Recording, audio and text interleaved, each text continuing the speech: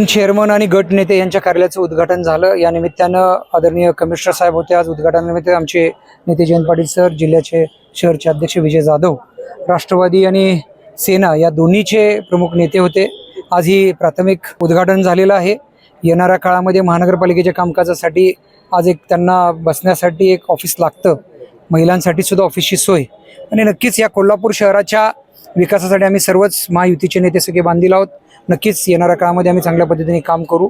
आज ओपनिंग झालेलं आहे, विविध प्रश्न समोर आहेत शहराच्या दृष्टिकोनातून, त्या संदर्भात आज ही सुरुवात झालेली आहे। आम्ही सातत्याने उपस्थिती राहून येणाऱ्या काळामध्ये शहराचे प्रश्न मार्गी लावू। आगामी काळात शहराच्या विकासासाठी काय नवक्रम राबवणार आहात साहेब आपल्या माध्यमातून? याच्यामध्ये प्रामुख्याने 3-4 विषय आहेत जे सातत्यानं ज्या महानगरपालिकेच्या निवडणुकीनिमित्त आम्ही जो जाहीरनामा दिलेला आहे त्या स्वच्छतेसंदर्भात आहे, लाईटचा विषय आहे, आरोग्याच्या बाबतीत आहे, रस्ते असतील, आणि त्याचबरोबर पुराच्या बाबतीमध्ये सर्व तयारी, आपत्ती व्यवस्थापन, या सगळ्या बाबतीमध्ये आम्ही अलर्ट आहोत आणि निश्चितपणे लोकांना अपेक्षित जे काम आहे ते आम्ही करण्यासाठी कटिबद्ध आहोत। शहर काही ठिकाणी अंधारमय असताना आपण जे हे लाईटचं जे वाटप केलं आहे हे नक्कीच कोल्हापूरच्या फायद्यासाठी ठरणार आहे। हे नक्कीच गेल्या कित्येक दिवस प्रलंबित असणारा शहरातल्या स्ट्रीट लाईटचा विषय आहे, राज्य आणि केंद्राच्या माध्यमातून होतोय। परवाच्या महानगरपालिकेच्या जनरल बॉडीमध्ये हा विषय आला, पण आज जवळजवळ शहराला किमान 2,500 ते 3,000 लाईट लागतात।